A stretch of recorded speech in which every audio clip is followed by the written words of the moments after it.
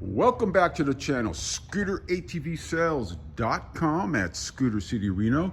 Today we're going to throw out some tips on how to do some basic service on your brand new VITACCI Fighter 150. This is a carbureted model. This is supplied by both Apollo and VITACCI.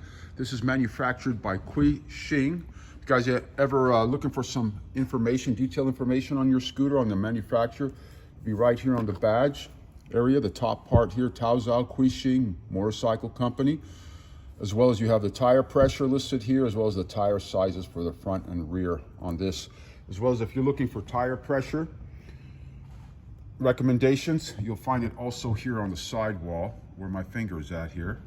So look closely on both the front and the rear tire. Most tires have this, whether it be on this bike or other bikes, or your car tire as well. So this is the Fighter 150 carbureted.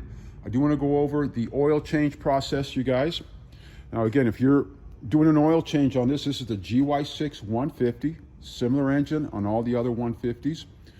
We did a video last week, it was Adam and I, and we did it on the Zoom 150. This has a very similar or exact engine to GY6, so any GY6 Chinese motor. We have the dipstick over here. This is the fill area and the check area that I'm unscrewing. And make sure you never over tighten this. Again, you see the hash marks over here. We already checked this one here. It's a brand new bike. So you'll notice some hash marks on the dipstick over here. You only want to fill it to the top of the hash mark right here where my finger is located. Then to check it, once you fill it, you just dip it in. You don't screw it back in, you just dip it in, and then you recheck it, and then all is good. Now again, that's where you're going to fill your oil. To drain, drop your oil, you guys, this is the main drop area right here where my finger is at, right over here. I marked it in red. It takes a 17 millimeter here, and we use a ratchet. You can use a ratchet over here, and of course you have your drain. Always make sure you have the proper drainage pan for the oil. You slip that under here, you drop the oil down. Now when you drop it out, this is what you're going to find. This right over here, you'll have a spring and this thumbnail right here as shown. You want to clean this, spray it with some carburetor cleaner or parts cleaner, and then what you do is you just re-engineer, put this right back. Once you remove this, again, this is extra parts that we have that we do sell. And again, this is what this is right here. So this cap right here, this is what it would look like being removed. So you drain your oil out, you clean out the spring, and also this thumbnail filter. You put this back as such, and it's gonna look like this, as shown. And then you put it right back up, button it all up, clean up your area, and then you're going to fill your oil. Over here we use a long funnel here. You can pick up one of these funnels anywhere. We added this extra extension here to make it easier, and then you add your oil. It takes just shy of a quart of oil on the 150. Would you say? More slowly. Yeah, you want to pour it very slowly.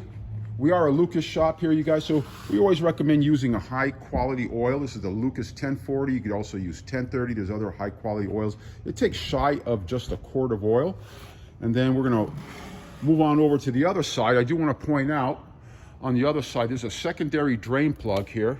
Now it'll get your oil, 101% of the oil out, which I marked over here. It takes a 17 as well over here, so you can remove this and drop your oil. Now nothing's gonna come out of this here besides just the bolt. That's it. And then the other side, that's your main, over there where my finger's pointed, that is your main drop, where you're gonna drop your oil. This is the secondary right over here. And then we're gonna go over to your gearbox over here. And it takes the 80-90. And Phil, once you grab that gearbox filler here, I'll show them what's going on with that. Now it takes a 10 millimeter, you guys. Again, we use a ratchet. You're going to put this on the bolt over here, and then get that filler. There you go. This is a filler that we use, you guys, for the gearbox. You can get something like this at AutoZone or any other, maybe Harbor Freight has that. Walmart may have it as well. You fill it with your gear oil as such, and then you can shoot this right into the small hole over here. It takes a 10 millimeter. So this is the fill and check. To drop the gearbox oil, it's right over here. It's my screwdriver is pointing right here. So it takes a 10 millimeter as well. So you drop all that oil, let it drip till it's just a fine, minute trickle. Put this back in, clean up the area. Then you're gonna fill it over here. This is where you check it. Now, to fill it, you're gonna fill it till it gets to the top, and you'll notice some of it coming out, and that means that it's full to the top. You put this back in. Always make sure they're nice and snug, never over tighten anything over here. All right, we're gonna go over to the transmission cover over here. This area here needs to be removed. This cover needs to be removed. You need to service the transmission from time to time. I've done numerous other videos, and you can look them up under our playlist under scooter service, where we actually remove this. We're not going to remove it today, but it does take an 8 millimeter as shown here. You're going to remove again this here where my finger's at, this one right here, and then you're going to go along the line here, here, here. You're going to remove all these little bolts over here, and this one as well. This one you can remove if you choose to here. And then this one right here. Now this will allow you to remove, and then you can check and inspect your clutch, your variator, check your belt drive, as well as service the components inside. Also, you want to check your kickstand here. Make sure that the springs are nicely engaging properly. You can lube those from time to time. This is your center stand area here. Make sure that that's definitely all set, and make sure the cotter pins are not missing in any parts of it. If you do have cotter pins, this particular one has them. So make sure that they're all nice and in and nice and tight. You can also spray some lubricant on the spring from time to time. Walking back over here to the other side here, make sure you check your muffler. All the mounts are properly tight. Make sure nothing's nice and nothing's loose on it. We put this back in here. You're gonna fill, this is where you're gonna fill your oil, and I pointed that out earlier. And make sure your tire pressure is at 32 PSI. So again, you put this back in, you make it nice and snug. Never over tighten anything on any scooter. They're built very light, and you can break things easily over tighten or cross thread. All right, so that's in. It has dual shocks in the back, so make sure you check your dual shock area here. You do a walk around, you have access to your carburetor from here. To change your spark plug, you guys, now your spark plug's located right here where my hand's at. You're gonna have to remove the seat bucket, and we're gonna show you that in a second, what bolts you do have to loosen up. Again, these are 120/70/12 wheels, tires, so tire pressure is at 32 PSI on these. Walk on over, make sure your speedo, this is your speedo connector that shows the speed on your instrument cluster above. Make sure this is nice and snug, nothing's broken, nothing's frayed on it, there's no damage, vandalism. Check your shocks. Walk over to the other side, check your shocks again. Make sure that there's no damage on your shocks, they're not bleeding any oil. Just do an overall inspection. Again, the brakes on this, they're drum in the back and in the front here. These are disc brakes, adjust your rear brakes. You can turn this nut here clockwise, and then this is your rear brake handle up here.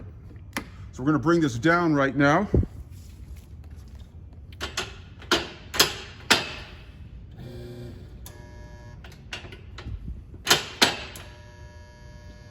And then I'm going to show you, I'm going to lift the seat, you guys, and I'll show you what nuts you got to loosen up to pull out the bucket, so you can get access to your spark plug. And it takes the CR7HSA spark plug. It's an NGK brand.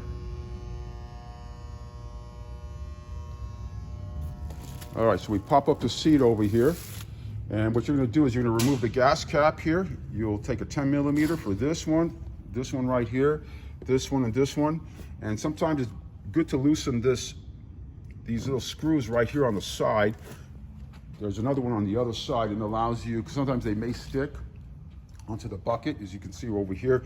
It allows you to lift this right out, and then it'll give you total access at the top end of your motor, so to make all the adjustments as well. If you just want to make an idle change, you can loosen this screw, and this one here, this little cover will come right off, lifts right off, and you can make your idle adjustments accordingly.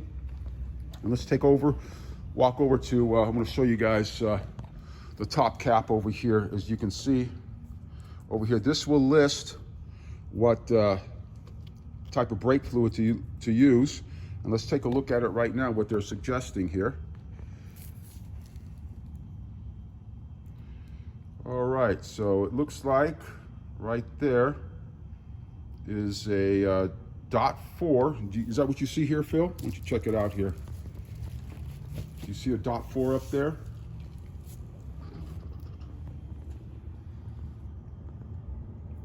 Greg, you put me on the spot. No need glasses. No, I see it. .4. Is it .4? Yeah.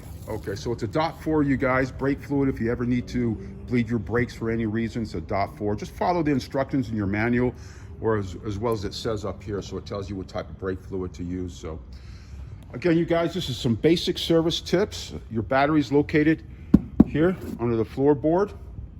If you ever need to charge your battery for any purpose or replace your battery. If the battery goes dead, remember about this? And you also have the backup kickstart. You could watch my review I did on this one. We did a riding review, and I'll put a link above so you guys can check that out, as well as I've done some videos, a couple of videos on if my scooter bogs down. You can watch that. Again, that's later on. Generally, if you have hundreds and hundreds or thousands of miles on your scooter, or you buy a used one, it helps you diagnose your scooter and the problems that it may have. So hope you guys are well. I want you guys to enjoy your scooter, get optimum use out of it by taking good care of it, maintaining it, doing your routine service, very important. Again, this is the VITACCI Fighter 150. Last week we did the Zoom 150. It has the GY6 150 single cylinder motor on it, you guys. So hope all is well. You'll find me posting on Instagram at Scooter ATV Sales. And thanks, Phil, for your help today. And then we'll see you guys soon. Take care.